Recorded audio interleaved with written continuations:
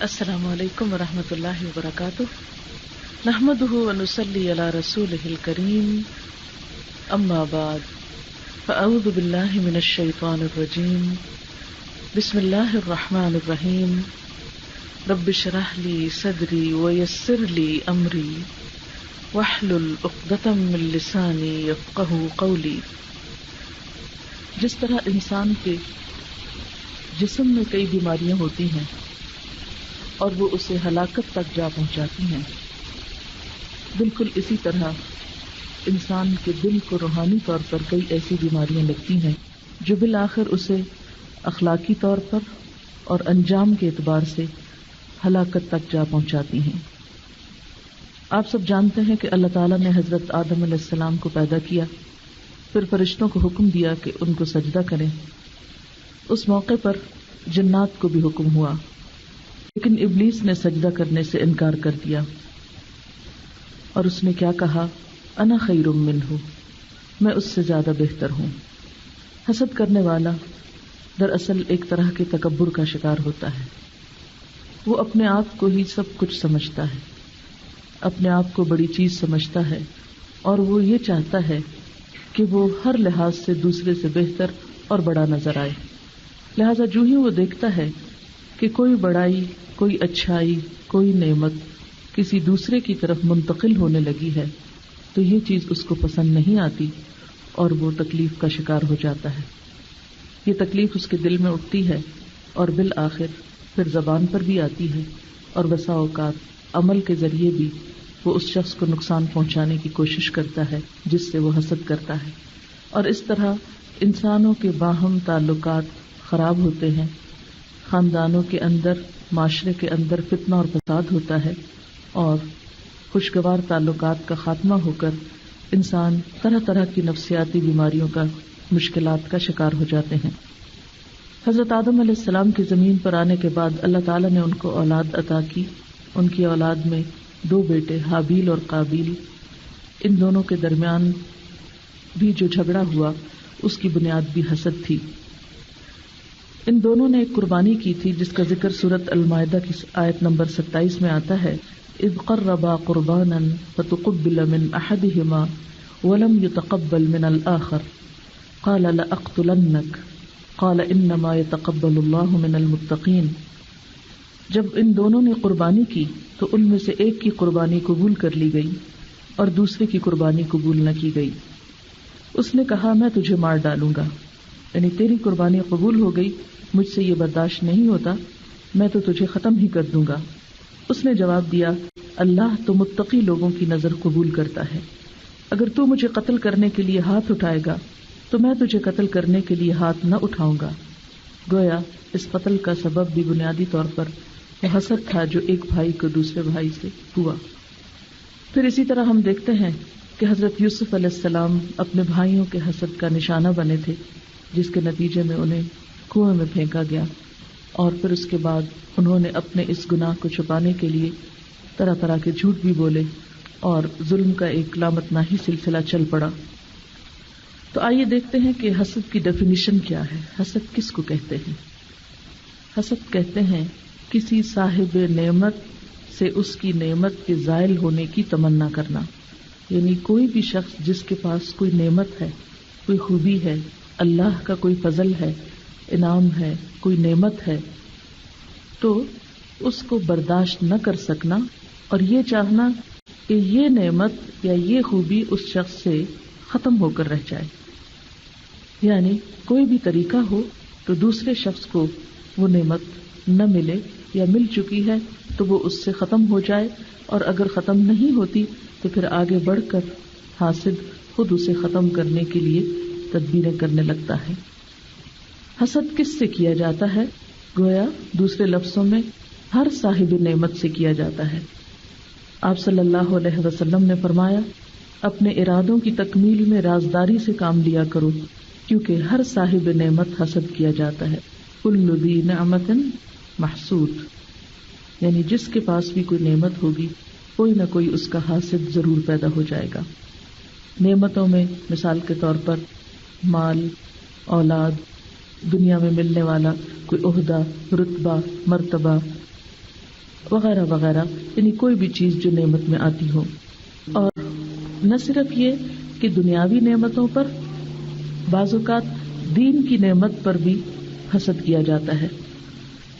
تو ہم دیکھتے ہیں کہ حضور صلی اللہ علیہ وسلم سے حسد جو بنی اسرائیل کی طرف سے ہوا، یہود کی طرف سے ہوا. قرآن پاک میں اسی کا ذکر کرتے ہوئے اللہ تعالیٰ فرماتے ہیں ام یحسدون الناس علی ما آتاہم اللہ من فضلہ، یا یہ لوگوں سے حسد کرتے ہیں اس پر جو اللہ تعالیٰ نے انہیں اپنے فضل سے عطا کیا ہے.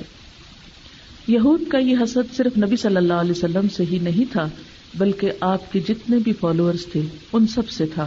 اور ہم دیکھتے ہیں کہ وہ 1400 سالوں میں کم نہیں ہوا، بلکہ آج تک اس کے اثرات دنیا میں نظر آتے ہیں.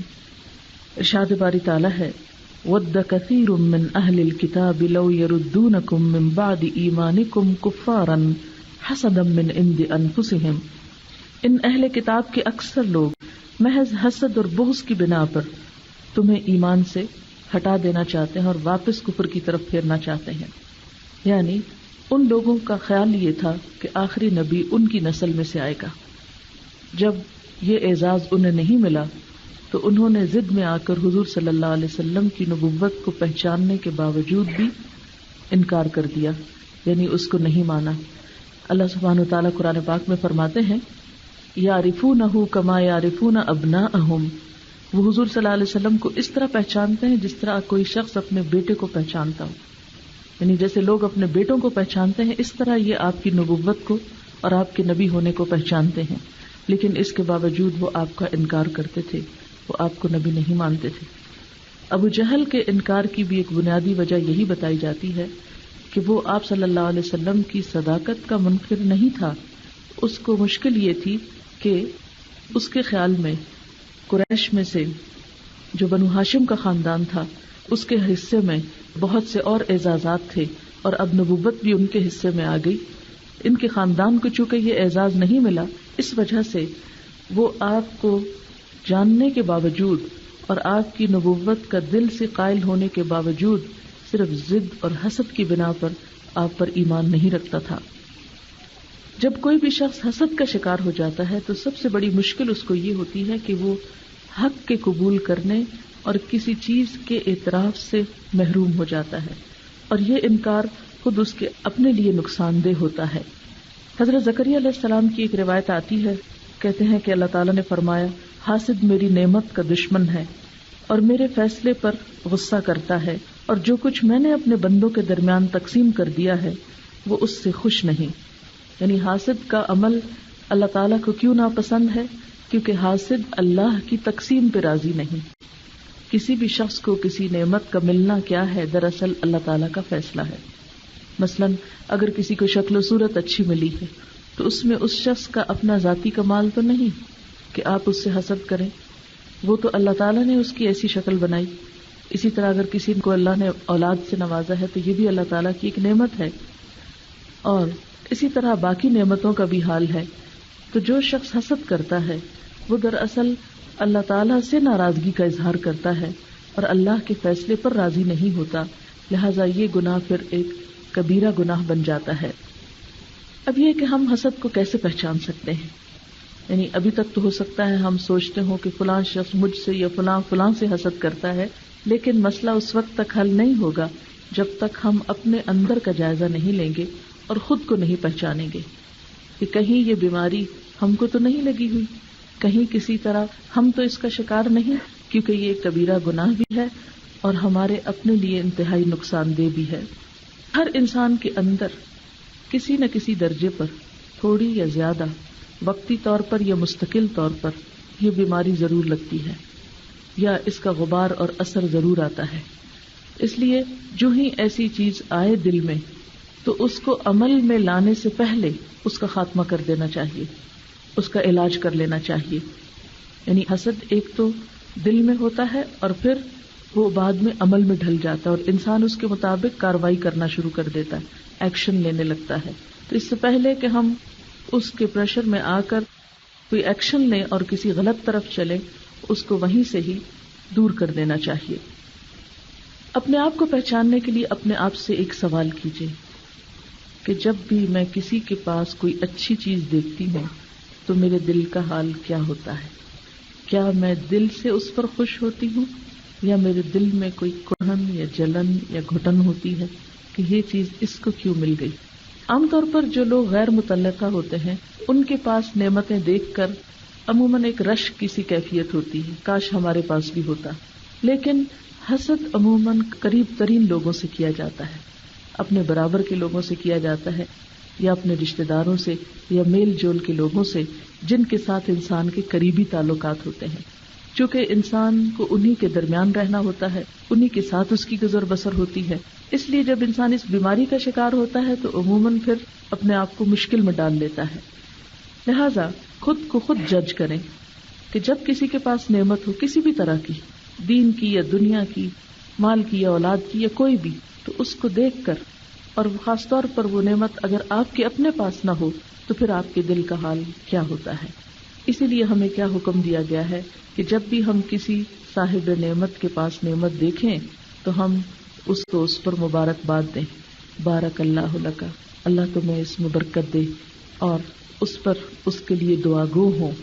ہمارے ہاں یہ جو رواج ہے نا کسی کی خوشی پہ مبارک دینے کا، یہ بھی دراصل حسد کے ازالے کا ایک طریقہ ہے. یعنی اسلام نے یہ ایک طریقہ ہمیں سکھایا ہے کہ ہم دوسرے کی خوشی میں شریک ہوں. اور اس موقع پر عام طور پر آپ دیکھیں جیسے کوئی بچہ پیدا ہوتا ہے یا کوئی شادی ہوتی ہے یا کوئی نیا گھر بناتا ہے یا کوئی بھی دنیا کی نعمت آتی تو عموماً کیا کیا جاتا ہے، جا کر مبارک دیتے ہیں اور کوئی تحفہ وغیرہ ساتھ لے کر جاتے ہیں. وہ اس بات کا اظہار ہوتا ہے کہ میرا دل تمہارے لیے بہت اچھے جذبات رکھتا ہے، اور بیسٹ وشز کے جو لفظ ہم بولتے ہیں وہ اسی وجہ سے بولتے ہیں کہ ہمارے دل میں نیک تمنائیں ہیں، ہمارے دل میں کوئی بد دعا نہیں ہے، کوئی حسد نہیں، کوئی جلن نہیں. ہم یہ نہیں چاہتے کہ یہ نعمت تم سے چھن جائے یا چلی جائے. پھر اسی طرح یہ ہے کہ اندر سے خود کو خود پہچان سکتے ہیں. کچھ ظاہری علامتیں بھی ہوتی ہیں، اور ظاہری علامتوں میں عام طور پر کیا ہوتا ہے کہ جب کسی کو نعمت ملتی ہے تو انسان کے چہرے کا رنگ بدل جاتا ہے. یعنی جو خوش نہیں ہوتا اس کی مسکراہٹ پھیکی ہو جاتی ہے. یعنی وہ جبرن یا زبردستی تو مسکراتا ہے لیکن اس مسکراہٹ میں کوئی خوبصورتی نہیں ہوتی، کوئی کشش نہیں ہوتی، اور وہ دل سے نہیں ہوتی. اس لیے اگر انسان کسی کے اندر یہ کیفیت محسوس کرے کہ اس کے اندر ایسا محسوس ہو رہا ہو تو اس کو درگزر کرے، معاف کر دے. لیکن اگر اپنے اندر ایسی چیز محسوس ہو رہی ہو تو پھر اپنے آپ کو اسپیئر نہ کرے، چھوڑے نہیں جب تک کہ اپنا علاج نہ کر لے. انشاءاللہ آگے میں علاج کے کچھ طریقے بتاؤں گی. پھر اسی طرح یہ ہے کہ حاسد کے اندر کچھ اور اخلاقی خرابیاں بھی نظر آتی ہیں.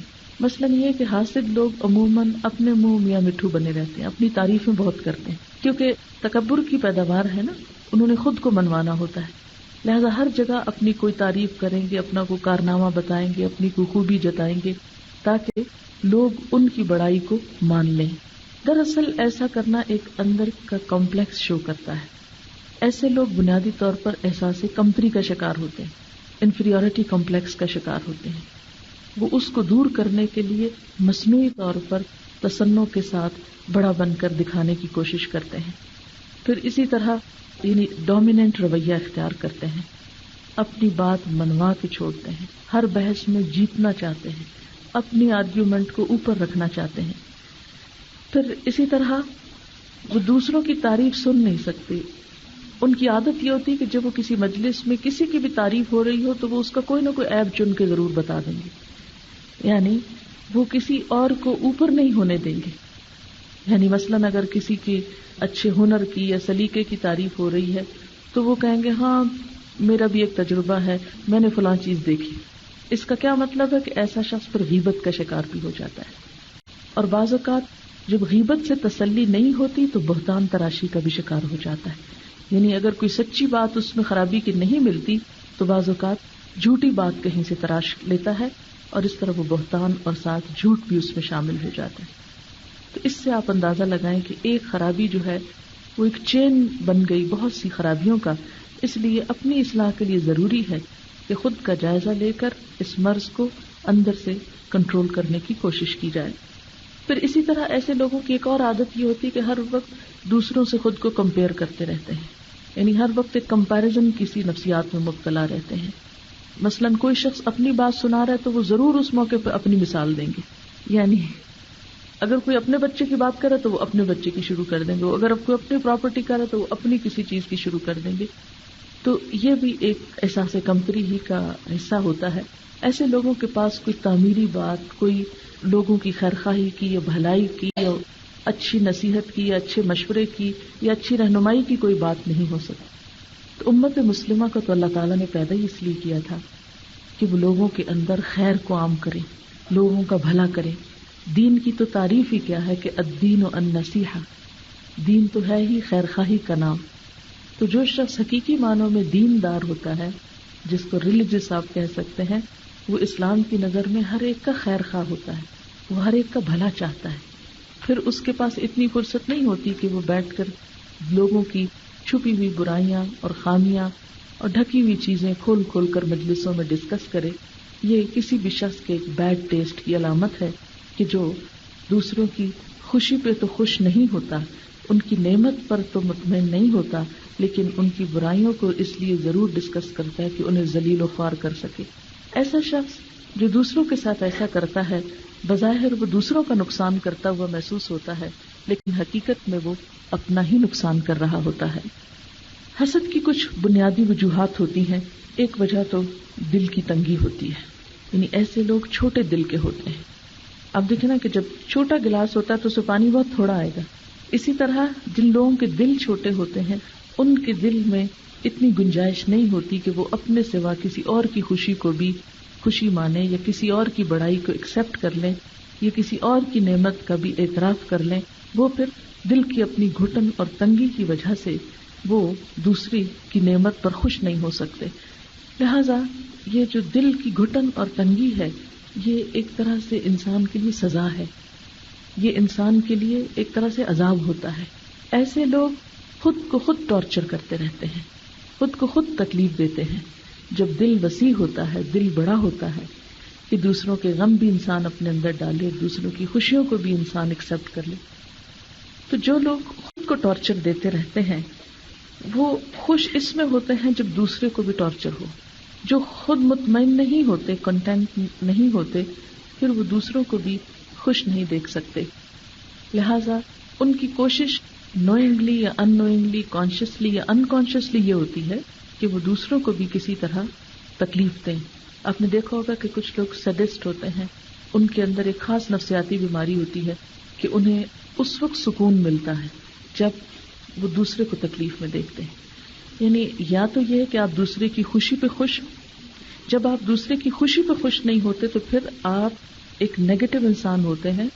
آپ پھر اس وقت خوش ہوتے ہیں جب کسی کو تکلیف ہوتی، اس لیے پھر دوسرے کو تکلیف دے کے ذلیل کر کے پھر اپنے آپ کو مطمئن کرنے کی کوشش کرتے ہیں یا خوش ہونے کی کوشش کرتے ہیں، اور پھر اس کے لیے تمنا کیا کرتے ہیں کہ دوسرے کی نعمت چھن جائے. حسد کی آپ یوں سمجھے کہ 3 قسمیں ہیں. ایک بڑی قسم تو یہ ہے کہ جس میں انسان دوسرے کی نعمت کے چھننے کی خواہش کرتا ہے، خواہ وہ ہمیں ملے یا نہ ملے. یعنی اس کی سب سے بڑی تمنا یہ ہوتی کہ دوسرے کے پاس نہ رہے. بس آپ نے دیکھا ہوگا کہ چھوٹے بچے، ایک بچہ ہوتا ہے تو دوسرا پیدا ہو جاتا ہے. جب وہ چھوٹے بچے کو ماں گود میں لیتی ہے تو جو بڑا بچہ ہوتا ہے عموماً کھیل رہا ہوتا ہے، جب وہ دیکھتا ہے کہ ماں نے چھوٹے کو اٹھایا تو آ کے وہ دھکا دیتا ہے، بس اس کو نہ اٹھاؤ. وہ یہ نہیں چاہتا کہ مجھے اٹھاؤ، وہ کہتے بس اس کو نہیں اٹھاؤ، یعنی اس کو یہ ماں نہیں ملے، مجھے ضرورت ہے یا نہیں ہے. ایسے ہی جو نیگیٹو تھنکنگ والے لوگ ہوتے ہیں وہ بعض حاسد اس قسم کے ہوتے ہیں کہ انہیں صرف اس سے دلچسپی ہوتی ہے کہ دوسرے کے پاس نعمت نہ ہو. یہ ضروری نہیں کہ انہیں خود بھی چاہیے ہوتی ہے، کیونکہ بعض اوقات ان کے اپنے پاس ہوتی ہے، لیکن وہ یہ چاہتے ہیں کہ یہ صرف ہمارے پاس ہو، اس میں کوئی اور شریک نہ ہو، کسی دوسرے کے لیے یہ نہ ہو. اس لیے وہ دوسرے سے چھننے کی تمنا کرتے رہتے ہیں. مثلاً قرآن پاک کی ایک آیت میں آتا ہے وَدُّوا لَوْ تَكْفُرُونَ كَمَا كَفَرُوا فَتَكُونُونَ سَوَاءً. وہ چاہتے ہیں کہ تم بھی کفر کرو جس طرح انہوں نے کفر کیا، تو اس طرح پھر سب برابر ہو جاؤ. حسد کی دوسری قسم یہ ہوتی ہے کہ انسان یہ خواہش رکھتا ہے کہ نعمت دوسرے سے چھن کر اس کو مل جائے. یعنی اسے یہ نہیں کہ دوسرے کو کیوں ملی ہے، اسے یہ ہوتا ہے کہ مجھے کیوں نہیں ملی. اس کی ساری تمنا یا کوشش یہ ہوتی ہے کہ دوسرے کی چلی جائے اور میرے پاس آ جائے. یہ بھی ایک مذموم اور ناپسندیدہ چیز ہے. پھر تیسری قسم یہ ہوتی ہے کہ کسی کی نعمت دیکھ کر یہ خواہش کرنا کہ اگر اسے ملی ہے تو مجھے بھی مل جائے. اس کو رشک کہتے ہیں اور یہ پسندیدہ ہے. یعنی اگر آپ دیکھتے ہیں کہ کسی کے پاس کوئی اچھی چیز ہے، کسی نے کوئی اچھا کپڑا پہنا ہوا ہے، یا کسی کا اچھا گھر ہے، یا کسی کی کوئی بھی اچھی چیز ہے، کوئی اچھی جاب ہے، کسی طرح اس کے پاس کوئی نعمت ہے، آپ جب یہ تمنا کرتے ہیں کہ اللہ مجھے بھی دے، تو ایسا کرنا برا نہیں ہے، کیونکہ قرآن پاک میں آتا ہے وَاسْأَلُوا اللَّهَ مِن فَضْلِهِ، اللہ سے اس کے فضل کا سوال کرو، اللہ تعالیٰ سے اس کا فضل مانگو، دنیا کی نعمتیں ہوں یا آخرت کی نعمتیں، جتنی بھی مانگو کہ اللہ کے خزانوں میں کمی نہیں، وہ دے سکتا ہے. لیکن یہ قدرتی بات ہے کہ انسان عام طور پر اپنی ضروریات کو بھی نہیں جانتا ہوتا، یا اپنی خواہشات کو بھی ڈسکور نہیں کر سکتا کہ وہ چاہتا کیا ہے. یہ اس وقت ابھر کے سامنے آتی ہیں، یہ اس وقت انسان ان کو پہچانتا ہے جب وہ چیز کہیں اور دیکھتا ہے. مثلاً عام طور پر جب آپ شاپنگ کرنے کے لیے جاتے ہیں تو آپ کو یاد نہیں ہوتا کہ آپ کو کیا کیا چاہیے، جو جو چیزیں دیکھتے جاتے پھر آپ کو یاد او مجھے تو یہ بھی چاہیے تھا، یہ بھی چاہیے تھا. بالکل انسانی معاملات میں بھی یہی ہوتا ہے، آپ کو بھولا ہوا ہوتا ہے کہ مجھے کچھ چاہیے، لیکن جب آپ کسی کے پاس دیکھتے ہیں تو آپ کو ایک دم خیال آ جاتا ہے میرے پاس کیوں نہیں ہے. ایسے میں آپ اللہ تعالیٰ سے دعا کر سکتے ہیں کہ اللہ تعالیٰ مجھے بھی یہ چیز عطا کر. لیکن ان تمام چیزوں میں جس چیز کی تمنا کرنی چاہیے وہ نبی صلی اللہ علیہ وسلم نے فرمایا لا حسد الا فی اثنتین رجل آتاہ اللہ المال فسلطہ علی ہلکتہ فی الحق ورجل آتاہ اللہ علما فہو یعملہ ویعلمہ الناس. آپ نے فرمایا کہ حسد جائز نہیں ہے، یہ رشک کے معنوں میں ہے، مگر دو لوگوں کے ساتھ، یعنی دو لوگوں کی نعمت دیکھ کر آپ تمنا کر سکتے ہیں کہ اللہ یہ ہمیں بھی دے، اور اس کے لیے خاص طور پر دعا کرنی چاہیے.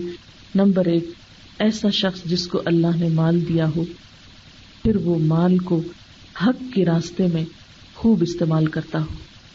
ایک اور روایت میں آتا ہے کہ وہ آگے پیچھے دائیں بائیں رات دن کو وہ اسے خرچ کرتا ہو. اور دوسرا شخص جس کو اللہ نے علم دیا ہو، پھر وہ اس علم پر خود بھی عمل کرتا ہو اور وہ دوسروں کو بھی سکھاتا ہو. اللہ کی نظر میں یہ لوگ قابل رشک ہیں اور ان جیسا بننے کی تمنا کرنے کے لیے کہا گیا ہے. لیکن عموماً ہم ان دو چیزوں کے لیے رشک کم ہی کرتے ہیں اور ان چیزوں کو آئیڈیالائز کم ہی کرتے ہیں، بلکہ الٹا باتیں بناتے ہیں. مثلاً اگر کسی شخص کو اللہ نے مال دیا ہو اور وہ اس سے اپنی دنیا بنانے کی بجائے آخرت زیادہ بنا رہا ہو، اسے یہاں کے بینک میں جمع کرانے کی بجائے آخرت انویسٹمنٹ بینک میں جمع کرا رہا ہو، تو لوگ عموماً اس کو پاگل سمجھتے ہیں کہ اس کو تو کوئی عقل ہی نہیں ہے، یہ تو کبھی رشتہ داروں کو دینے سے فارغ نہیں ہوا، یا فلاں اور فلاں نیکی کے کاموں میں دینے سے فارغ نہیں ہے. اور اسی طرح اگر کسی کے پاس علم ہے تو اس کی بھی لوگوں کو قدر کم ہوتی ہے. وہ عموماً مال کے پیچھے اس طرح دوڑتے ہیں کہ شاید یہی سارے مسائل کا حل ہے. حالانکہ اگر دیکھا جائے تو مال سارے مسائل کا حل نہیں ہے. بہت سے لوگ مال کے ہوتے ہوئے بھی بے شمار مسائل رکھتے ہیں، لیکن یہ مال چونکہ انسان کی کمزوری ہے. قرآن پاک میں اللہ تعالیٰ خود فرماتے ہیں انہ لحب الخیر لشدید، کہ وہ مال کی محبت میں بہت شدید ہے. تو یہ کمزوریاں تو انسان کے اندر ہیں ہی، لیکن ہمارا امتحان بھی یہی ہے کہ ان کا علاج کر کے، جیسے آپ دیکھیں کہ مختلف لوگ مختلف طرح کی بیماریاں یا کمزوریاں رکھتے ہیں جسمانی طور پر، پھر ہم کیا کرتے ہیں، ہم معلوم کر لیتے ہیں کہ ہمارے اندر کس چیز کی کمی ہے، پھر اپنی فوڈ میں اس کی کوانٹٹی انکریز کر دیتے ہیں، یا سپلیمنٹ لیتے ہیں، کوئی دوا لیتے ہیں تاکہ ہمارے اندر وہ کمی پوری ہو جائے اور ہم ایک صحت مند انسان ہو جائے. مثلا آپ نے دیکھا ہوگا کہ کچھ لوگوں کو تھائرائڈ کی بیماری ہو جاتی ہے، اس کے لیے ان کو تھائرائڈ کی دوا لینی پڑتی ہے ایکسٹرا، جس سے وہ ان کا لیول اس کا بحال ہوتا ہے، تو وہ ایک بہتر ایکٹیو انسان بنتے ہیں، مثلا خاص طور پر اگر کمی ہو جائے. اسی طرح کچھ اور چیزوں کی کمی جسم کے اندر، کیلشیم کی کمی ہو تو کیلشیم کا ایکسٹرا سپلیمنٹ آپ لیتے ہیں، خون کی کمی ہو تو اس کو بڑھانے کے لیے آپ تدبیریں سوچتے ہیں. تو بالکل اسی طرح ہمارے اندر ایمانی اعتبار سے، دینی اعتبار سے بھی بہت سی کمزوریاں ہو سکتی ہیں کہ جن کی اصلاح اور جن کی کمی پوری کرنے کے لیے ہمیں ایکسٹرا ڈوز لینے کی ضرورت ہوتی ہے، اور ہر انسان کی ضرورت مختلف ہو سکتی ہے. اس لیے ہم میں سے ہر ایک کو یہ چاہیے کہ وہ اپنا جائزہ لیتا رہے اور یہ دیکھتا رہے کہ کہاں کس چیز کی کمی ہے تاکہ اسے پورا کرے اور وہ دنیا میں بھی ایک بہتر انسان بن کر جی سکے. یاد رکھیے کہ ہمارا دین جو ہے وہ اس لیے آیا ہے کہ ہمیں دنیا میں بھی ایک پرسکون، مطمئن اور اچھا انسان بننے کا طریقہ سکھائے، اور دنیا میں جیسے ہم ہوں گے پھر آخرت اس کا دوسرا حصہ ہے. آخرت کو آپ یوں سمجھ سکتے ہیں جیسے یہ ایک کاغذ ہے. اس کاغذ کے اس حصے کو آپ دنیا سے تشبیہ دے سکتے ہیں. جو کچھ آپ اس وقت کر رہے ہیں یا جو کچھ یہاں لکھا ہوا ہے، قیامت کے دن جب یہ ورقہ پلٹا جائے گا تو یہی اس کی دوسری طرف نظر آئے گا، کچھ اور نہیں ہوگا. مثلاً آپ دیکھیں کہ اس پیج کے اس طرف جتنی لکیریں لگی ہیں اور جتنے پیراگراف ہیں، اور دوسری طرف جب اس کو پلٹا گیا تو وہی نظر آ رہا ہے. آخرت میں ہو بہو وہی چیزیں ہمارے سامنے آئیں گی جو ہم یہاں سے کر کے لے جائیں گے، اس میں کوئی ایکسٹرا نہیں ڈال کر دیں گے. لہٰذا یہ جو وقت ہے ہمارا اس زندگی کا، یہ بہت قیمتی وقت ہے. اس میں ہمارا امتحان یہ ہے کہ ہم اچھے بہترین انسان بنیں جس سے خود ہماری اپنی زندگی کی اصلاح ہو، ہم ایک پرسکون انسان بنیں. نمبر 2 یہ کہ اللہ تعالیٰ کی نظروں میں ہم ایک اچھے انسان ہوں، وہ ہمیں دیکھے تو خوش ہو جائے. اور نمبر 3 یہ کہ جب ہماری اصل زندگی شروع ہو. یاد رکھیے کہ ہم ایک ٹرانزٹ میں ہیں. جیسے آپ مثلاً یہاں سے لندن جاتے ہیں تو راستے میں اگر آپ مثلاً KLM پہ فلائی کر رہے ہیں تو ہو سکتا ہے کہ آپ کو راستے میں وہاں 1-2 گھنٹے کے لیے رکنا پڑے اور پھر اس کے بعد آپ اپنے فائنل ڈیسٹینیشن پہ پہنچتے ہیں. اسی طرح ہم کچھ نہ تھے، اللہ تعالیٰ نے ہمیں پیدا کیا. اب ہم یہاں ایک خاص وقت کے لیے انتظار میں ہیں، پھر اس کے بعد ہماری موت ہوگی، پھر اس کے بعد دوبارہ زندگی ہوگی، اور وہ ہے ہماری اصل منزل، وہ ہے زندگی. وہ زندگی وہ ہے جسے پھر ختم نہیں ہونا، اور وہ ہماری اصل لائف شروع ہوگی. جب اس سے پہلے کا یہ وقت جو ہے یہ تو صرف ایک ٹیسٹ کے لیے ہے کہ کس کو کدھر بھیجنا ہے. جیسے آپ نے دیکھا ہوگا نا کہ بس میں بہت سے لوگ ایمریٹس سے سفر کرتے ہیں، تو مجھے بھی اس دفعہ اس کے ذریعے آنے کا اتفاق ہو، تو میں نے دیکھا کہ ہمارے جہاز میں بہت مختلف قسم کے لوگ بیٹھے ہوئے تھے.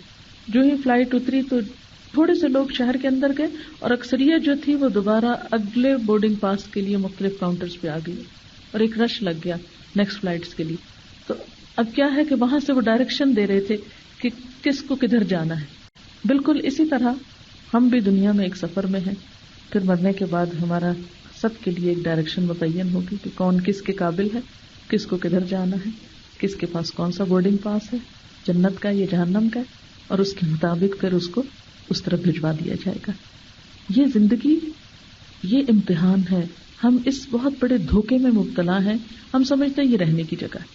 ہمارے سارے غم اور خوشیاں اس سے لگے ہوئے ہیں، ہماری ساری محنت اور کوشش صرف اس کے لیے ہے.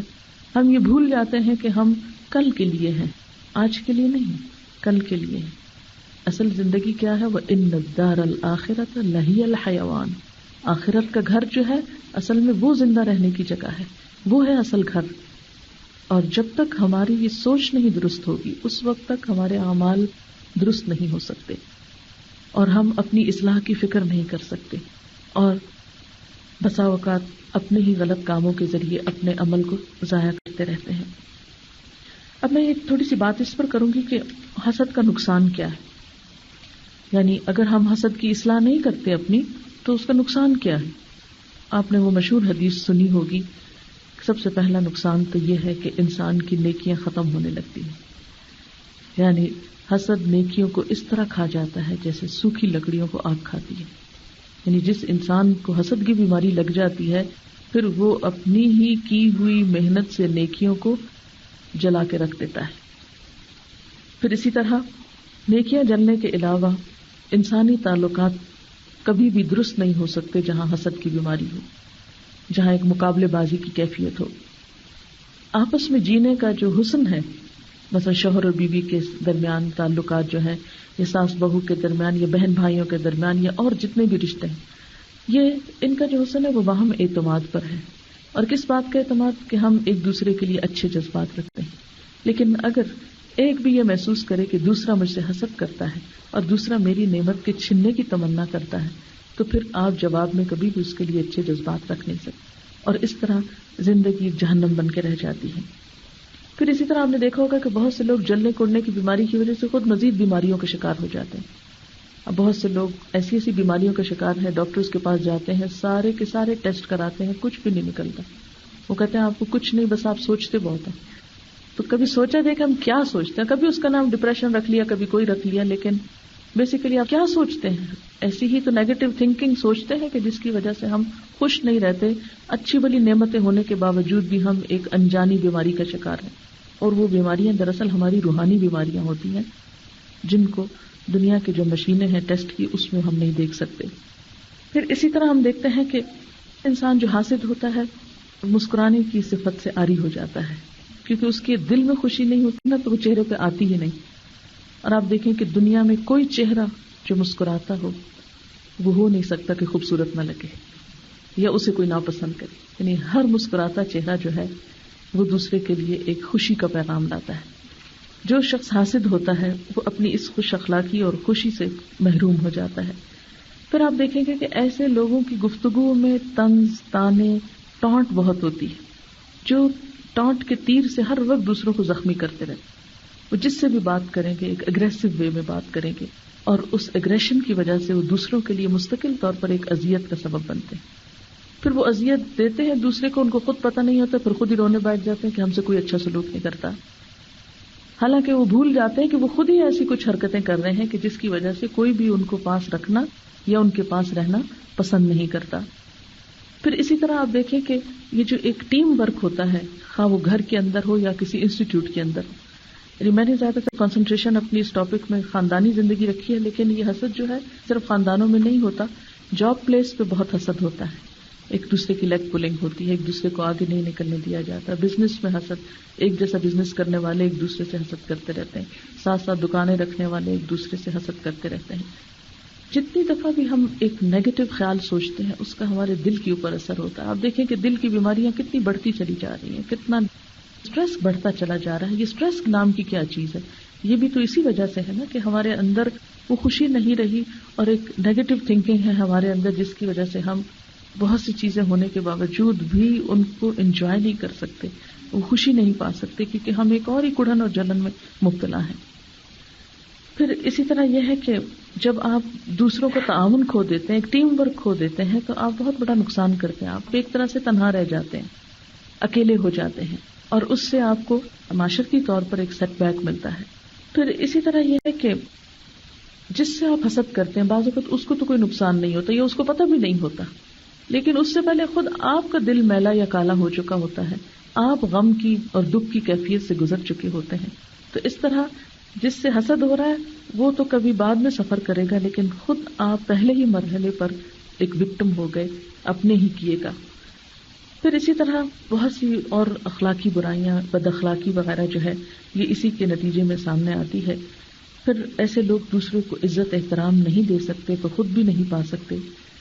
آپ صلی اللہ علیہ وسلم نے فرمایا، الترغیب والترہیب کی روایت ہے، لا یجتمع فی جوف عبد الایمان والحسد، کسی بندے کے دل میں ایمان اور حسد ساتھ ساتھ نہیں جمع ہو سکتا.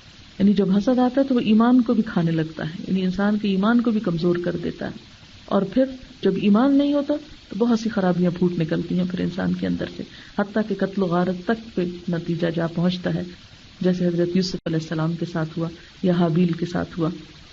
اسی طرح خونی رشتوں کی بے حرمتی ہوتی ہے، قطع رحمی ہو جاتی ہے. اور آپ کو معلوم ہے کہ نبی صلی اللہ علیہ وسلم نے فرمایا کہ جس قوم کے اندر قطع رحمی ہوتی ہے اس پر اللہ کی رحمت نازل نہیں ہوتی. ایک اور جگہ پر آتا ہے، لا يدخل الجنۃ قاطع رحم، رحم یا رشتہ داریوں کو کاٹنے والا جنت میں داخل نہ ہو سکے گا. یعنی بعض اوقات بھائی بھائی سے کٹ جاتا ہے، بہن بہن سے کٹ جاتی ہے، کیونکہ اس قسم کی بیماریاں جو ہے وہ انسان کو لگی ہوتی ہیں. نیکیوں کی بربادی ہوتی ہے. آپ نے فرمایا، ایاکم والحسد فإن الحسد یأکل الحسنات کما تأکل النار الحطب. یہ ابو داؤد کی روایت ہے کہ خبردار حسد سے بچنا، کیونکہ حسد نیکیوں کو اس طرح کھا جاتا ہے جیسے آگ لکڑیوں کو کھا جاتی ہے. اور آپ خود سوچیں کہ ایک نیکی جو ہے وہ کرنا کتنا مشکل ہوتا ہے. ایک نماز ہی کو دیکھ لیں کہ اس کو پڑھنا کتنا مشکل کام ہے. انسان وضو کرتا ہے، اپنے کام کا چھوڑتا ہے، نیند آرام چھوڑتا ہے، محنت کرتا ہے، پھر جا کر ایک عبادت ہوتی ہے، اور اس کے بعد انسان اٹھ کے کسی سے حسد شروع کر دے اور وہ ساری نماز کا صفایا ہو جائے. تو اس انسان نے کیا پایا، کیا حاصل کیا؟ پھر اسی طرح یہ ہے کہ اس سے دین کی خرابی ہے. نبی صلی اللہ علیہ وسلم نے فرمایا دب الیکم داء الامم قبلکم الحسد والبغضاء هي الحالقة لا اقول تحلق الشعر ولكن تحلق الدین. تمہاری طرف پچھلی قوموں کی بیماریاں حسد اور بغض سرایت کر آئیں گی جو مونڈ ڈالیں گی، جو بالکل جیسے سر کو شیو کرتے ہیں نا، اسی طرح سر کو مونڈنے کے لیے لفظ استعمال ہوتا ہے کہ ہی الحالقہ، وہ تو مونڈ ڈالیں گی. میں یہ نہیں کہتا کہ بالوں کو مونڈ دینے والی ہیں، بلکہ یہ تو دین کو مونڈ دینے والی ہیں. یعنی وہاں دین رہ ہی نہیں سکتا جہاں حسد آ جاتا ہے. یعنی جن لوگوں کے اندر یہ چیز آتی ہے ان کے تو پھر دین کا صفایا ہو جاتا ہے. عملی طور پر بھی نیکیاں کھائی جاتی ہیں اور ویسے بھی نیکی کا کوئی کام کرنے کے لیے تو دماغ خالی نہیں ہوتا. پھر اسی طرح شیخ سعدی فرماتے ہیں کہ میں مدرسہ نظامیہ میں پڑھتا تھا. ایک شاگرد مجھ سے حسد کرتا تھا. میں نے اپنے استاد سے شکایت کی کہ جب بھی میں حدیث بیان کرتا ہوں تو میرا فلاں ساتھی مجھ سے حسد کرتا ہے. استاد نے کہا تمہارے ساتھی نے حسد کر کے اگر اپنے لیے جہنم کا ایک دروازہ کھولا تو تم نے چغلی کر کے اپنے لیے جہنم کا دوسرا دروازہ کھول لیا. ظاہر ہے کہ اس کے بعد بدگمانی شروع ہو جاتی ہے. ایاکم والظن فإن الظن اکذب الحدیث. پتہ نہیں وہ کرتا ہے یا نہیں کرتا، لیکن وہ انسان کو ایک وہم لاحق ہو گیا. پھر اس کے بعد جا کے شکایتوں کا دروازہ کھل گیا تو انسان کی نیکیاں بھی برباد ہوئی. یعنی انسان غیر محسوس طریقے سے خرابی کے اس رستے پہ چل پڑتا ہے کہ جس کا انسان کو پھر احساس بھی نہیں ہوتا کہ وہ کر کیا رہا ہے. پھر اسی طرح یہ ہے کہ آپ صلی اللہ علیہ وسلم نے یہ بھی فرمایا 2 بھوکے بھیڑیے بکریوں کو اتنا نقصان نہیں پہنچا سکتے جس قدر مال کی حرص اور حسد مسلمانوں کے دین کو برباد کرنے والا ہے. یعنی بھیڑیا جو ہے وہ بکریوں کا دشمن ہوتا ہے. اگر ایک گلے میں 2 بھیڑیے چھوڑ دیے جائیں بھوکے ہوں تو وہ چیر پھاڑ کے ان کو رکھ لیں. فرمایا وہ اتنا بڑا نقصان نہیں ہوگا جتنا ان لوگوں کی طرف سے دین کو پہنچے گا جو حسد کا شکار ہوتے ہیں. اور افسوس کے ساتھ یہ کہنا پڑتا ہے کہ بعض اوقات بڑے اچھے نیک نمازی لوگ، بہت دین والے لوگ جو ہوتے ہیں وہ ایسی بعض چیزوں کا شکار ہو جاتے ہیں کہ جس کی وجہ سے وہ ایک دوسرے کی جڑیں کاٹتے رہتے ہیں، ایک دوسرے کی مخالفت کرتے رہتے ہیں اور اچھے کام میں بھی دوسرے کو بلا وجہ کرٹیسائز کرتے رہتے ہیں، جس سے دوسروں کا امیج بھی خراب ہوتا ہے اور اپنی نیکیاں بھی برباد ہوتی ہیں اور صرف شیطان کے خوش ہونے کے سوا کوئی چیز حاصل نہیں ہوتی. پھر اسی طرح ایسے لوگوں کے اعمال قبول نہیں ہوتے. حدیث میں آتا ہے ہر سوموار اور جمعرات کو انسانوں کے اعمال اللہ تعالیٰ کے سامنے پیش کیے جاتے ہیں. اللہ تعالیٰ اس دن میں سوائے مشرکین کے باقی لوگوں کی بخشش فرما دیتا ہے، لیکن جن 2 آدمیوں کے درمیان کینہ کپٹ ہوتا ہے ان کی مغفرت نہیں فرماتا اور فرماتا ہے کہ ان دونوں کو ابھی روکے رکھو، یعنی ان کے اعمال ابھی روکے رکھو یہاں تک کہ یہ دونوں آپس میں میل ملاپ کر لیں. یہ صحیح مسلم کی روایت اور موطا امام مالک نے بھی اس کو روایت کیا ہے. پھر اسی طرح یہ کہ یہ منافقت کی بھی علامت ہے، کیونکہ انسان اندر سے کچھ اور باہر سے کچھ. بعض لوگ کیا ہوتا ہے کہ اندر سے جل کوڑ رہے ہوتے ہیں، دانت پیس رہے ہوتے ہیں اور اوپر سے تعریف اور خوشامد کر رہے ہوتے ہیں. تو یہ ایک ڈبل سٹینڈرڈ ہے نا. یعنی چونکہ دل کی بیماری اور منافقت ہے، فی قلوبہم مرض فزادہم اللہ مرضا، ان کے دلوں میں بیماری ہے جسے اللہ نے اور بڑھا دیا. تو یہ جو منافقت کی بیماری ہے اس سے تو پھر 100 اور بیماریاں اخلاقی اور روحانی پھوٹتی ہیں. پھر اسی طرح یہ ہے کہ حسد کرنے والا دوسروں کو بھی گناہوں میں انوالو کر لیتا ہے. یعنی اس کی کڑن اس وقت تک چین نہیں پاتی جب تک وہ دوسروں کو بھی بٹھا کے تمہیں پتہ چلا فلاں کا یہ ہوا، فلاں کی ایسی بات ویسی. یعنی وہ اوروں کو بھی ساتھ انوالو کر کے ان کا بھی ایمان خراب کرتا ہے اور ایک بری مجلس کو جنم دیتا ہے جس میں دوسروں کے لیے بدمزگی کے سوا کچھ نہیں ہوتا. پھر اسی طرح یہ ہے کہ حسد سے بچا کیسے جائے، یعنی انسان کیا کرے کہ وہ حسد کی بیماری سے نجات پائے. نبی صلی اللہ علیہ وسلم نے اخلاقی برائیوں سے بچنے کی تلقین کرتے ہوئے فرمایا ایاکم والظن فإن الظن اکذب الحدیث ولا تحسسوا ولا تجسسوا ولا تنافسوا ولا تحاسدوا ولا تباغضوا ولا تدابروا وكونوا عباد اللہ اخوانا. ایاکم والظن، لوگوں گمان کرنے سے بچو. فإن الظن اکذب الحدیث، کیونکہ گمان سب سے جھوٹی بات ہے. یعنی دوسرے کے بارے میں محض خیال سے، قیاس آرائی سے کام لینا. میرا خیال ہے کہ اس نے ایسا کیا ہوگا، میرا خیال ہے فلاں ایسا ہے اور ویسا ہے. ولا تحسسوا، اور ٹوہ نہ لگاؤ. ولا تجسسوا، تجسس نہ کرو. یعنی جب انسان کو برا گمان ہو تو پھر اس کے بعد وہ ٹوہ نہ لگانا شروع کر دے، تجسس نہ کرنا شروع کر دے. ولا تنافسوا، اور ایک دوسرے سے تنافس نہ کرو، یعنی ایک دوسرے کے ساتھ جیسے وہ ایک مقابلہ بازی ہوتی ہے. ولا تحاسدوا، ایک دوسرے سے حسد نہ کرو. ولا تباغضوا، آپس میں بغض نہ رکھو. ولا تدابروا، اور ایک دوسرے سے پیٹھ نہ پھرو، کیونکہ جب حسد ہوتا ہے پھر انسان دوسرے کو ملنا بھی نہیں چاہتا، منہ موڑ کے ایک دوسری طرف جا بیٹھے گا یا اس کو اگنور کرنے کی کوشش کرے گا، یا صحیح طرح بات نہیں کرے گا، بد اخلاقی سے بات کرے گا. نبی صلی اللہ علیہ وسلم نے فرمایا لوگ اس وقت تک بھلائی پر رہیں گے جب تک کہ وہ ایک دوسرے سے حسد نہ کریں گے، یعنی لوگوں کے اندر خیر اور بھلائی ہی رہے گی. پھر یہ ہے کہ جب بھی انسان کسی خرابی سے بچنا چاہے تو سب سے پہلے اس کے لیے نیت اور پکا ارادہ چاہیے. یعنی جب تک ہم اپنے ساتھ خود سچے نہیں، جب تک ہم اپنا علاج خود نہیں چاہتے، جب تک ہم اپنی شفا خود نہیں چاہتے، اس وقت تک کوئی ہمارے لیے کیا کر سکتا ہے. کیونکہ یہ جو دل کی بیماری ہے ان کو تو آپ خود ہی ڈائگنوز کریں گے، کوئی تو آپ کو آ کے نہیں بتائے گا کہ تم اس بیماری کا شکار ہو. لہٰذا نیت کے ساتھ پھر دوسری چیز یہ ہے کہ اللہ تعالیٰ سے دعا کریں کہ اللہ تعالیٰ یہ ہمارے دل سے بیماری نکال دے. اس کے لیے ہمیں دعا بھی سکھائی گئی ہے، ربنا اغفر لنا ولاخواننا الذین سبقونا بالایمان ولا تجعل فی قلوبنا غلا للذین آمنوا ربنا انک رؤوف الرحیم. اے ہمارے پروردگار ہمیں بخش دے اور ہمارے ان بھائیوں کو بھی جو ہم سے پہلے ایمان لا چکے، یعنی جو نیکی میں سبقت کر چکے، اور ایمان والوں کی طرف سے ہمارے دل میں کینہ اور دشمنی نہ ڈال. یعنی جو بھی تیرے محبوب بندے ہیں ہمارے دل میں ان کے لیے کوئی برے خیالات نہ ہوں. اے ہمارے رب بے شک تو شفقت اور مہربانی کرنے والا ہے. تو انشاءاللہ تعالی جب آپ دوسرے اپنے مسلمان بہن بھائیوں کے لیے دعا کریں گے اور ان کے لیے برکت کی دعا کریں گے تو انشاءاللہ تعالی اس سے بھی فائدہ ہوگا.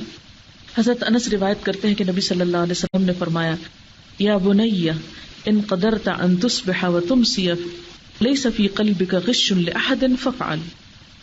حضرت انس حضور صلی اللہ علیہ وسلم کے خادم تھے. 10 سال کے تھے تو ان کی والدہ ہاتھ پکڑ کر لے آئی اور کہنے لگی اے اللہ کے رسول صلی اللہ علیہ وسلم، میرا یہ بیٹا لکھنا جانتا ہے، یہ آپ کی خدمت کرے گا. اور پھر جب تک حضور صلی اللہ علیہ وسلم زندہ رہے وہ آپ کے ساتھ رہے. اور وہ روایت کرتے ہیں کہ آپ صلی اللہ علیہ وسلم نے مجھے کبھی کسی بات پہ ڈانٹا نہیں اور کبھی یہ نہیں کہا کہ یہ کیوں نہیں کیا اور یہ کیوں کیا. بہرحال بہت ہی اچھا معاملہ تھا حضرت انس کے ساتھ حضور صلی اللہ علیہ وسلم کا. تو آپ ان کی تربیت بھی کرتے تھے. فرمایا کہ اے میرے بیٹے، اگر تم اس بات پہ قادر ہو کہ صبح اور شام اس طریقے پر کرو کہ تمہارے دل میں کسی کے لیے کوئی کینہ نہ ہو تو تم ایسا ہی کرو. گویا صبح و شام احتساب کرنے کی ضرورت ہے. یعنی ہر روز جب انسان سوئے تو دیکھے کہ اس کے دل میں کسی کے لیے کوئی برا تو نہیں، اور اگر ہے تو اپنے آپ کو انالیسس کرے، دعا مانگے اور پرسکون نیند سوئے. کیونکہ حاسد پرسکون نیند نہیں سو سکتا. جب آپ اٹھتے ہیں تو ہوتا ہی ہے کہ جس کے ساتھ آپ کی کوئی کھٹ پٹ ہوتی ہے تو آنکھ کھلتے ہی پہلا خیال اس چیز کا آتا ہے، یعنی وہ انسان کے ذہن پہ غالب ہوتی ہے نا. تو اس وقت انسان پھر دن کے آغاز میں اللہ تعالیٰ سے توبہ استغفار کر کے اپنی اصلاح کی کوشش کرے. پھر یہ ہے کہ انسان اس بات کو سوچے کہ حسد کو چھوڑنے سے مجھے کیا ملے گا. یاد رکھیں کہ اس کی قیمت جنت ہے. جب آپ اپنے اندر سے یہ چیز نکالیں گے تو انشاءاللہ تعالی جنت کی راحتیں پائیں گے. قرآن پاک میں جنت والوں کی صفت بتائی جاتی ہے وَنَزَعْنَا مَا فِي صُدُورِهِم مِّن غِلٍّ إِخْوَانًا عَلَى سُرُرٍ مُتَقَابِلِينَ. ان کے دلوں میں جو رنجش اور کینہ تھا ہم سب کچھ نکال دیں گے. وہ بھائی بھائی بنے ہوئے ایک دوسرے کے سامنے تختوں پر بیٹھے ہوں گے. یعنی جنت کی خوبی اور حسن یہ ہے کہ وہاں کے رہنے والوں کے دل میں ایک دوسرے کے لیے کوئی میل نہ ہوگا. ایک اور آیت میں آتا ہے وَنَزَعْنَا مَا فِي صُدُورِهِم مِّن غِلٍّ تَجْرِي مِن تَحْتِهِمُ الْأَنْهَارُ. اور جو کچھ ان کے دلوں میں کوئی کینہ وغیرہ تھا اس کو ہم دور کر دیں گے اور ان کے نیچے نہریں جاری ہو رہی ہوں گی. اور آپ کو معلوم ہے کہ یہ کیسے ہوگا کہ جنت میں کوئی جا نہیں سکے گا جب تک اس کا دل صاف نہ ہو جائے. اس کو جنت سے پہلے ایک پل ہے اس پر روکا جائے گا اور ان کے دلوں کو دھو دیا جائے گا. پھر اس کے بعد ان کے لیے جنت کے دروازے کھلیں گے اور وہ اندر جائیں گے.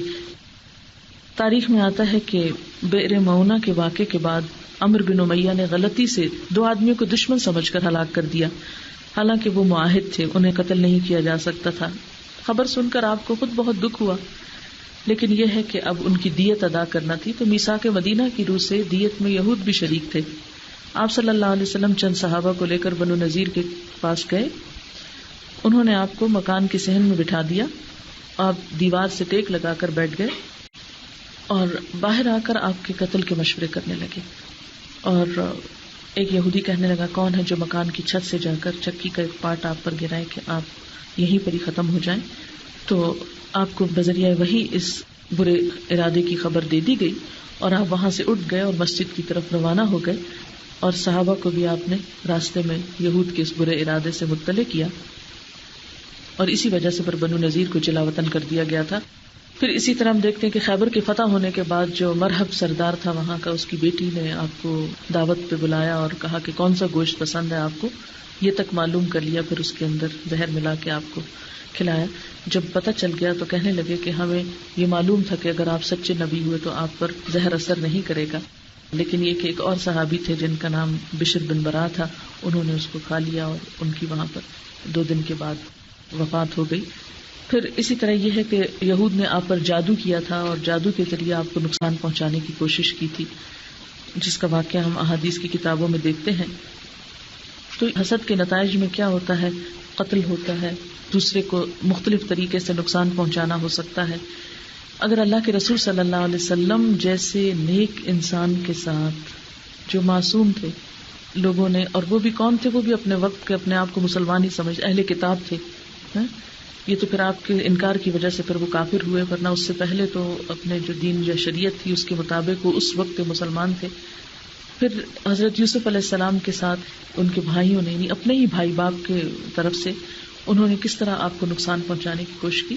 تو دنیا میں ایسے واقعات ہوتے رہتے ہیں، یہ نہیں کہ ضرور کوئی شخص برا ہی ہو تو لوگ اس کے ساتھ برائی کرتے ہیں. بسا اوقات آپ برائی نہ بھی کریں تو بھی لوگ آپ کی اچھائی کو بھی برائی کے رنگ میں لے کر آپ کو نقصان پہنچانے کی کوشش کریں گے. ایسے میں اللہ پر توکل کریں، اللہ سے دعا مانگیں، اپنی زبان کو بند رکھیں اور اپنی طرف سے لوگوں کی طرف سے دل صاف رکھیں.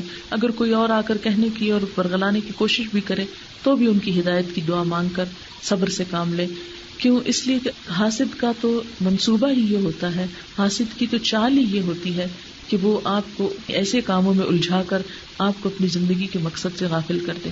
یعنی آپ اگر زندگی میں کوئی تعمیری اور پازیٹیو کام کرنا چاہتے ہیں تو وہ آپ کو کرنے نہیں دیں گے. ایسے میں انسان خاموشی اختیار کرتے ہوئے اپنا کام کرتا چلا جائے اور دوسرے کی باتوں کو اگنور کر دے. اب جو شخص اپنے آپ کو حسد کی بیماری سے بچا لے گا اس کی کیا فضیلت ہے اور اللہ تعالیٰ کے نزدیک اس کا کیا اجر و ثواب ہے. حضرت انس بن مالک فرماتے ہیں کہ ہم لوگ نبی صلی اللہ علیہ وسلم کے پاس بیٹھے ہوئے تھے. آپ نے فرمایا ابھی ایک جنتی آدمی تمہارے سامنے آنے والا ہے. تھوڑی دیر کے بعد ایک انصاری صحابی سعد بن مالک تشریف لائے جن کے ہاتھ میں جوتی پکڑی ہوئی تھی اور ان کے چہرے سے وضو کا پانی جو تھا وہ ٹپک رہا تھا. دوسرے دن پھر آپ نے فرمایا کہ ابھی تمہارے سامنے ایک جنتی آدمی آنے والا ہے. دیکھا تو پھر وہی آ رہے ہیں. تیسرے دن پھر آپ نے فرمایا کہ ابھی تمہارے پاس ایک جنتی آدمی آئے گا، اور پھر دیکھا تو تیسرے دن پھر وہی آ رہے ہیں. لوگوں کو بہت تجسس ہوا کہ ان کا عمل کیا ہے کہ جس کی وجہ سے آپ نے ان کے جنتی ہونے کی بشارت دی ہے دنیا میں. کچھ صحابہ تھے نا جن کو دنیا میں بھی جنت کی بشارت ملی تھی. لہٰذا ہم دیکھتے ہیں کہ حضرت عبداللہ بن عمر ان کے پیچھے گئے اور کہا کہ میں 3 دن آپ کے پاس رہنا چاہتا ہوں، مجھے اپنے پاس ٹھہرنے کی جگہ دیں حتیٰ کہ 3 راتیں گزر جائیں. سعد بن مالک نے اجازت دی. عبداللہ بن عمر 3 دن ان کے گھر ٹھہرے اور ان کے حالات اور عبادات پہ اچھی طرح غور کرتے رہے کہ یہ سارا دن کیا کرتے ہیں. اللہ کے رسول صلی اللہ علیہ وسلم نے ان کو جنتی کہا ہے. دن کو بھی دیکھتے، رات کو بھی دیکھتے کہ رات میں کتنی نماز پڑھتے ہیں. عبداللہ بن عمر نے انہیں بہت زیادہ عبادت کرتے ہوئے نہیں دیکھا سوائے اس کے کہ نیند کھلتی اور کروٹ بدلتے تو سبحان اللہ، الحمدللہ، اللہ اکبر کہتے. یعنی رات کو سوتے وقت بھی کروٹ بدلتے ہوئے اللہ کا ذکر کرتے تھے. آخر شب میں مسجد میں داخل ہو کر 12 رکعت نماز پڑھتے، یعنی تہجد کی، نہ بہت لمبی ہوتی نہ چھوٹی ہوتی. 2 رکعت پڑھ کر تشہد میں یہ 3 دعائیں پڑھتے: ربنا آتنا فی الدنیا حسنہ وفی الآخرۃ حسنہ اللہم اکفنا ہمنا من امر آخرتنا و دنیانا، اور تیسری اللہم انا نسألک من الخیر کلہ ونعوذ بک من الشر کلہ. کہتے ہیں کہ جب 3 راتیں گزر گئیں تو میں نے سعد بن مالک سے کہا کہ میں تو صرف یہ دیکھنے کے لیے آیا تھا کہ آپ کیا عمل کرتے ہیں، کہ میں نے نبی صلی اللہ علیہ وسلم کو 3 دن تک ایک آدمی کو جنتی قرار دینے کے بارے میں دیکھا اور وہ آپ تھے. میں نے چاہا کہ آپ کے پاس ٹھہر کر آپ کا عمل دیکھوں، لیکن میں نے ان 3 دنوں میں آپ کو کوئی غیر معمولی کام کرتے ہوئے نہیں دیکھا. ایک عام شخص کی جو روٹین ہو سکتی ہے اسی طرح کی آپ کی روٹین ہے. وہ کہنے لگے کہ میرے عمل تو یہی ہیں جو آپ نے مجھ میں دیکھے ہیں، لیکن اس کے ساتھ دو باتیں اور ہیں، اور وہ کیا ہیں؟ نمبر ایک، میں کسی مسلمان سے کینہ نہیں رکھتا، یعنی میرے دل میں کسی کے لیے کھوٹ نہیں، اور نہ ہی کسی بھلائی پر جو اللہ نے کسی کو دے رکھی ہو اس سے حسد کرتا، یعنی نہ میں کسی سے حسد کرتا ہوں، نہ کسی سے دل میلا رکھتا ہوں۔ عبداللہ بن عمر نے کہا یہی وہ چیز ہے جس نے آپ کو اس درجے پہ پہنچا دیا ہے۔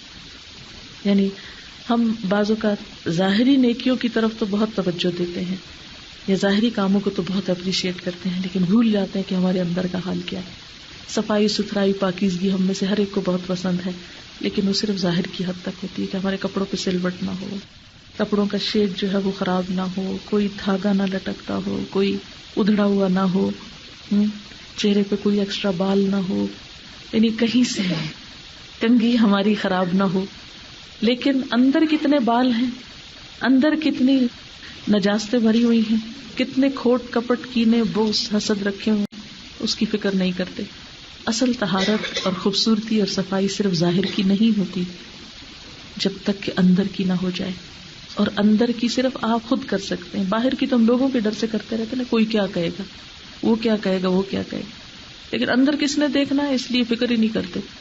جیسے بہت سے لوگ گھر کے اندر کے حصے کی صفائی نہیں کریں گے، ڈرائنگ روم وغیرہ بہت سارے لوگوں نے دیکھنا ہے، تو اس لیے ہم اگر لوگوں سے ڈرتے ہیں تو اللہ سے کیوں نہیں ڈرتے؟ لوگوں کی حیا ہے تو اللہ کی کیوں نہیں، جو ہمارے دلوں کے اندر تک دیکھتا ہے، وہ چیزیں دیکھتا ہے جس کو ہم خود بھی نوٹس نہیں کرتے۔ حضرت عبداللہ بن عمر رضی اللہ تعالیٰ عنہ فرماتے ہیں کہ پوچھا گیا کہ اے اللہ کے رسول صلی اللہ علیہ وسلم سب سے بہتر کون ہے؟ آپ نے فرمایا ہر مخموم القلب اور سچی زبان والا۔ لوگوں نے کہا یہ سچی زبان والے کو تو ہم جانتے ہیں، لیکن یہ مخموم القلب کیا ہے؟ آپ نے فرمایا پرہیزگار، صاف ستھرا، ایسا شخص جس میں نہ گناہ ہو، نہ ظلم ہو، نہ کینہ ہو، نہ حسد ہو، یعنی ایسا شخص اللہ تعالیٰ کا محبوب بندہ ہوتا ہے۔ اور وہ کہتے ہیں نا کہ ان اللہ لا ينظر الى صورکم واموالکم ولکن ينظر الى قلوبکم واعمالکم، اللہ تمہاری صورتیں اور تمہارے مال نہیں دیکھتا، وہ تمہارے دل اور تمہارے اعمال کو دیکھتا ہے۔ حضرت ابو ذر رضی اللہ تعالیٰ عنہ روایت کرتے ہیں کہ نبی صلی اللہ علیہ وسلم نے فرمایا وہ شخص فلاح کو پہنچ گیا، یعنی کامیاب ہو گیا، جس نے اپنے دل کو ایمان کے لیے خالص کر لیا اور اپنے دل کو صاف کر لیا، اور جس کی زبان سچی ہے اور نفس مطمئن، اور اپنی طبیعت کو حسن خلق کے سانچے میں ڈھال لیا، ایسا شخص اس کو عرش الہی کا سایہ نصیب ہوگا۔ روایات میں آتا ہے حضرت موسیٰ علیہ السلام نے ایک شخص کو عرش الہی کے سائے میں دیکھا تو اس کے مرتبے کو دیکھ کر ان کے دل میں رشک آیا کہ یہ مرتبہ اگر مجھے ملتا تو کتنا اچھا تھا۔ انہوں نے اللہ تعالیٰ سے اس کا نام پوچھا، اللہ تعالیٰ نے فرمایا کہ اس کے نام سے کیا غرض، میں اس کے کام بتا دیتا ہوں جس کی وجہ سے وہ اس مقام پر ہے۔ یہ شخص 3 کام کیا کرتا تھا۔ نمبر 1 لوگوں پر اللہ کے انعام دیکھ کر حسد نہ کرتا، نمبر 2 اپنے ماں باپ کی نافرمانی نہ کرتا، اور نمبر 3 کہ لوگوں کی چغلی ایک سے لے کے دوسرے سے نہ کرتا۔ یہ اخلاق جس کے اندر پیدا ہو جائیں وہی دراصل کامیاب ہے اور وہی اللہ کے قریب ہونے کا مستحق ہے۔ اصل میں حاسد کی جو سائیکی ہے وہ یہ ہے کہ اللہ کی تقسیم پہ راضی نہیں ہے، وہ اللہ کے فیصلوں پہ راضی نہیں ہے، جبکہ ایمان کا حصہ ہے تقدیر پر ایمان، یعنی ایمان مکمل نہیں ہوتا جب تک تقدیر پر ایمان نہ، اور تقدیر پر ایمان میں کیا چیز آتی ہے کہ اللہ تعالیٰ کے جو فیصلے ہیں ہمارے بارے میں یا لوگوں کے بارے میں ان کے اوپر راضی ہونا، اگر ہم سے بڑھ کر کسی کو کچھ ملا ہے یا ہماری زندگی میں کوئی کمی ہو گئی ہے تو اس کو ایکسپٹ کر لینا۔ نبی صلی اللہ علیہ وسلم جب ہر رات بستر پر لیٹتے تھے تو دونوں ہاتھوں کو دعا مانگنے کی طرح ملا کر قل هو اللہ احد، قل اعوذ برب الفلق اور قل اعوذ برب الناس پوری صورتیں پڑھ کر ہاتھوں پر دم کر کے پہلے سر پر، پھر بدن کے اگلے حصے پر، پھر بدن کے باقی حصے پر، جہاں جہاں ہاتھ جاتا پھیر لیا کرتے۔ یہ عمل آپ 3 بار کرتے تھے، یعنی خود کو خود دم کرنا۔ یہ روز کی روز جو انسان کو روحانی تکلیفیں یا جو بھی سمجھے نظر وزر تو سب اس سے رات کو اتارا ہو جاتا ہے۔ آپ صلی اللہ علیہ وسلم سونے سے پہلے سورۃ ملک اور الف لام میم تنزیل یعنی سجدہ پڑھا کرتے تھے۔ یہ دونوں صورتیں اپنے پڑھنے والوں سے عذاب قبر کو روکتی ہیں۔ جو آدمی لیٹتے وقت اپنے بستر پر آیت الکرسی پڑھتا ہے تو اللہ تعالی کی طرف سے ایک فرشتہ مقرر کیا جاتا ہے جو رات بھر اس کی حفاظت کرتا ہے اور صبح تک اس کے پاس شیطان نہیں آتا، یعنی سوتے ہوئے بھی انسان کی ایک طرح سے حفاظت ہوتی ہے۔ اور اس میں چاروں طرف پھونک مارنے کا عمل بھی ملتا ہے۔ سورۃ البقرہ کی آخری 2 آیات سونے سے پہلے پڑھنے والے کو اللہ تعالیٰ تمام آفتوں سے محفوظ رکھتے ہیں۔ کون سی یہ 2 آیتیں؟ آمن الرسول بما انزل الیہ من ربہ والمؤمنون سے آخر تک۔ آپ صلی اللہ علیہ وسلم سوتے وقت اپنا دایاں ہاتھ اپنے دائیں رخسار یعنی گال کے نیچے رکھ کر قبلے کی طرف منہ کر کے دائیں کروٹ پر سوتے تھے، لیکن ہمارے بیڈ روم جو بنتے ہیں اس وقت تو ہم دھیان نہیں کرتے کہ کس رخ پہ بن رہے ہیں یا کیسے۔ بہرحال اور یہ دعا 3 بار پڑھا کرتے تھے، اللہم قنی عذابک یوم تبعث عبادک، اے اللہ مجھے اپنے عذاب سے بچانا جس دن آپ اپنے بندوں کو قبروں سے اٹھائیں گے، اور پھر اللہم بسمک اموت و احیا پڑھتے۔ حضرت فاطمہ رضی اللہ تعالیٰ عنہا نے آپ صلی اللہ علیہ وسلم سے اپنی تھکاوٹ کی شکایت کی اور ایک خادمہ کی درخواست کی کہ میرے پاس نوکر نہیں ہے، تو آپ نے فرمایا، اے فاطمہ سوتے وقت 33 بار سبحان اللہ، 33 بار الحمدللہ اور 33 بار اللہ اکبر پڑھ لیا کرو، اس طرح تمہاری تھکاوٹ دور ہو جائے گی۔ اور یہ وظیفہ میں نے خود بھی آزمایا ہے کہ جب تھکاوٹ ہو تو اسے پڑھ کے اگر انسان لیٹے تو نیند جلدی آ جاتی ہے، کیونکہ ویسے بھی اللہ کے ذکر سے دلوں کو اطمینان ملتا ہے۔ اچھا اب آپ سمجھ کر لیجیے، دم کر کے پانی پینا جو ہے، اصل میں نا پانی کے اندر پھونک نہیں مارنی چاہیے، کیونکہ وہ حضور صلی اللہ علیہ وسلم نے غذا کے اوپر پھونک مارنے سے منع کیا ہے۔ ویسے بھی آپ کو پتہ ہے کاربن ڈائی آکسائڈ جو ہوتی ہے وہ انسان کے سانس کے ساتھ آتی ہے، لیکن یہ ہے کہ اس بات کا تجربہ کیا گیا ہے ریسنٹلی، جاپان میں شاید ایک ریسرچ ہوئی ہے یہ، کہ ان لوگوں نے پانی کو سامنے رکھ کے اس پر اچھے الفاظ پڑھے اور پھر اس کے جو کرسٹلز تھے اس کی مائکرو تصویریں لی۔ آپ کو پتا نا جب انسان بولتا ہے نا تو اس کے منہ سے کچھ لہریں نکلتی ہیں نا، آپ کریں تو ویوز ہوتی ہیں، وہ ویوز جو ہیں وہ ٹریول کرتی ہیں، دوسرے کے کان تک جاتی ہیں، یا اگر سامنے کوئی پانی رکھا ہے یا کچھ تو اس پر بھی جاتی ہیں، اس پر بھی اثرات ہوتے ہیں، سارے ماحول پہ ایک طرح سے اثر ہوتا ہے۔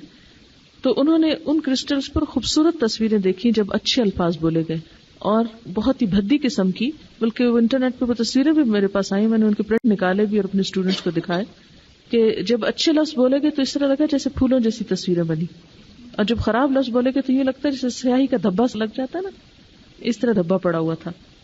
تو پانی کے اوپر اگر دم وغیرہ اس طرح کیا جائے جیسے بوٹل کے اندر ہے یا کچھ، تو بعض لوگ اس طرح کا عمل کرتے ہیں۔ کوئی ممانعت تو نہیں آئی اور میرے خیال ہے کہ اس کے اوپر اثر بھی ہوتا ہوگا۔ بہتر تو یہ ہے کہ انسان ایسی تمام موقعوں پر وہ آیات پڑھ لے، لیکن جیسے چھوٹے بچے یا کوئی بیمار ہے دم کیا جا سکتا ہے، کہیں اس طرح کی ممانعت نہیں، اگر کلام جو ہے وہ اللہ تعالیٰ کا ہے، کیونکہ قرآن پاک میں یہ بات تو آتی ہے کہ اس میں شفا ہے، یعنی قرآن پاک جو ہے، اور اس میں خاص طور پر سورۃ الفاتحہ جو ہے۔ ایک کیسٹ میں لائی ہوں، جادو حقیقت اور علاج، اگر یہ آپ سن لیں تو انشاءاللہ آپ کی تسلی ہو جائے گی، اور اس کے ساتھ ہی میرا خیال ہے کہ وہ جو مسنون عمل ہیں وہ بھی کسی کارڈ میں ہوں گے، مجھے نہیں معلوم کہ کوئی ایسی چیز آئی ہے یا نہیں آئی، لیکن عبداللہ بن عبدالعزیز بن باز کی کتاب ہے، اردو ترجمہ اس کا ہوا ہے جادو ٹونے کا علاج، تو اس میں مسنون طریقے بتائے ہوئے ہیں اور آیات وغیرہ بھی ہیں۔ اور جادو کی بنیادی طور پر حقیقت یہی ہے کہ اچھے الفاظ انسان کے دل پر اچھا اثر کرتے ہیں، تو جو برے الفاظ ہوتے ہیں وہ انسان کو تکلیف دیتے ہیں۔ تو کلام کی اپنی ایک تاثیر ہوتی ہے، کیونکہ یہ بات ثابت ہے کہ جو کچھ بھی ہم بولتے ہیں نا وہ ضائع نہیں ہوتا، وہ محفوظ ہو جاتا ہے۔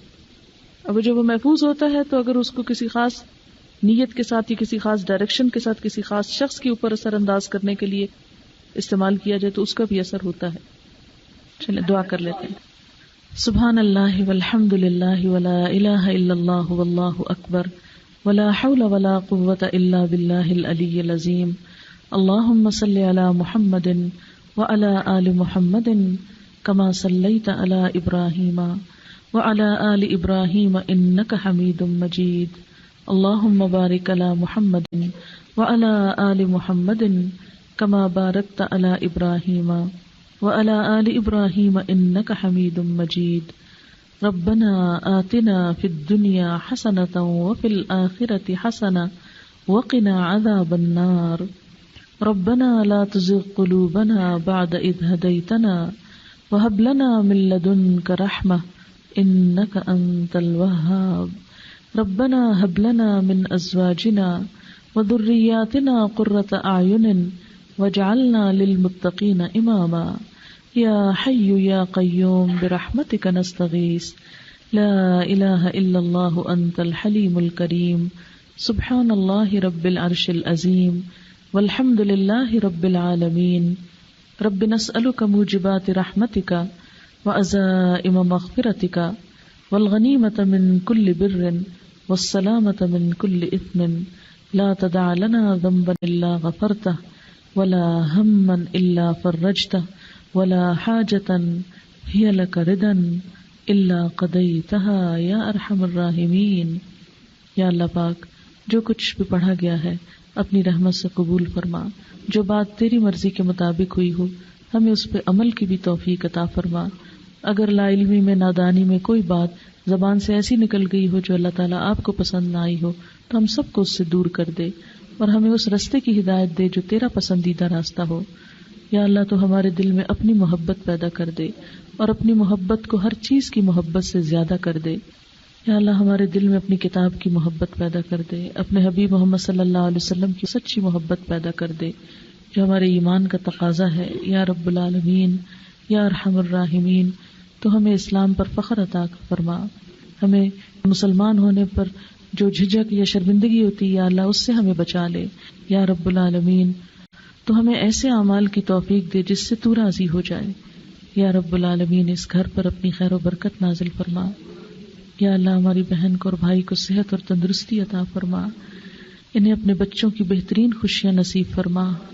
یا رب العالمین، انہیں اس کا بہترین جزائے خیر عطا فرما، جو بھی انہوں نے محنت اور کوشش کی ہے یا اللہ ان کی جزائے خیر اور بہترین اجر اور ثواب عطا فرما۔ اس مجلس کو، اس کام کو ان کے لیے صدقہ جاریہ بنا دے۔ جتنی بہنیں یہاں تشریف لائی ہیں ان سب کے آنے کی محنت بھی یا اللہ قبول فرما۔ یا اللہ جو وقت بھی ہم نے لگایا ہے اسے اپنے لیے خالص کر لے اور اسے قبول کر لے، اور اس میں کوئی ریاکاری اور کوئی دکھاوا اور کوئی بھی ناپسندیدہ چیز نہ ہو۔ یا اللہ تو ہمارے گناہوں کو بخش دے، یا اللہ ہمارے دلوں کو سکون عطا کر دے۔ یا اللہ تو ہمیں زندگی میں جو بھی مشکلات ہیں ان سب کو ہمارے لیے آسان کر دے، ہمارے بچوں کو ہدایت عطا کر دے، انہیں دنیا اور آخرت کی کامیابی عطا فرما۔ یا اللہ ہم سے وہ کام لے لے جس سے تو راضی ہو جائے۔ یا اللہ تو ہم سب کو اپنی رحمت سے ڈھانپ لے۔ یا اللہ تو ہم سب سے راضی ہو جا۔ یا اللہ مسلمانوں میں اتحاد اور اتفاق اور باہم محبت اور ایک دوسرے کا احترام پیدا کر دے۔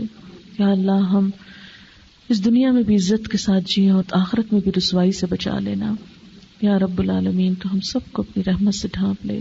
ربنا تقبل منا انک انت السمیع العلیم وتب علینا انک انت التواب الرحیم وصلی اللہ تعالی علی خیر خلقہ محمد وعلی آلہ واصحابہ واہل بیتہ اجمعین برحمتک یا ارحم الراحمین۔ الہی آمین۔ سبحانک اللہم وبحمدک نشہد ان لا الہ الا انت نستغفرک ونتوب الیک۔ السلام علیکم ورحمۃ اللہ وبرکاتہ۔